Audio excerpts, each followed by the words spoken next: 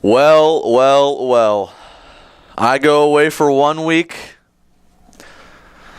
Dean Ambrose debuts. RG3 pounds the Cowboys on Thanksgiving Day. I was so overwhelmed to come back. Keep the box of tissues. Keep the lotion jokes to yourself. But what a show we have going here. Trib Live Radio, Wrestling Reality, one-on-one with me, Justin LeBar. We'll get to the bottom of that voicemail later. I think we'll return the favor to the source of that. But let me just say right off the bat, the Shield. This could not be a better debut for Reigns, for Rollins, for Ambrose.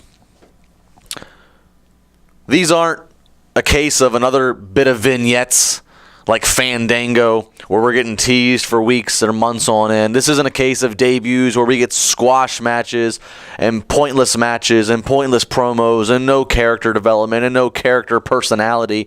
No, this was an impact. No pun intended. This was an impact, and then when the critics compare them to, of course, as we or some are going to do, to it being another form of Nexus because they're NXT guys, or to being a New World Order because they're wearing black and it's gang mentality, acting like, I don't know, whatever. When they compare it to the old stables, they acknowledge it. That's the beauty. The Shield acknowledges it.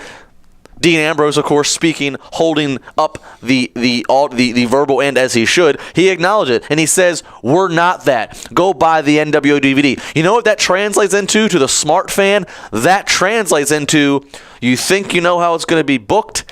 Guess again. I like the motivation. Righting the wrongs. Fixing the injustices in WWE, talking about long title reigns like CM Punk's having. Shouldn't that be celebrated? Talking about the things that their very audience, their very hardcore supporters and these smart fans think. The whole thing has beauty all around it. But, as always, there's always beauty, but there's always a beast to accompany it. I have my worries. I do have my fears. I have my fears because right now their motivations are they're righting the wrongs. And that's being presented as the fake in front excuse while WWE keeps alluding to, are they working with CM Punk? I really hope that that's not the case.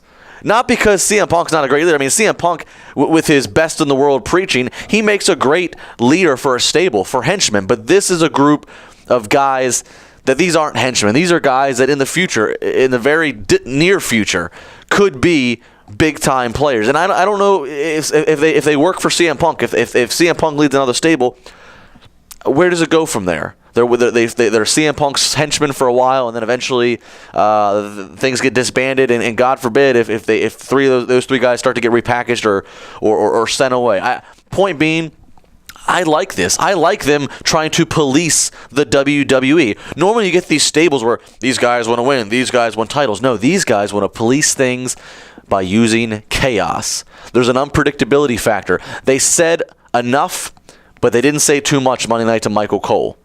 It was perfect. We learned just enough to keep us interested and to keep us guessing. Is that the real motive? What all else are we going to find out? But, of course, they didn't give us too much. It's episodic TV. Watch next week. If they would have been too quiet and not given enough reasoning, then people could have potentially died out. WWE could have tried to slow burn this too slow and lost the audience. Bottom line is here, I leave for a week and Dean Ambrose arrives. So I'm thinking I'm hopping on a plane to Tokyo in January. Tensai.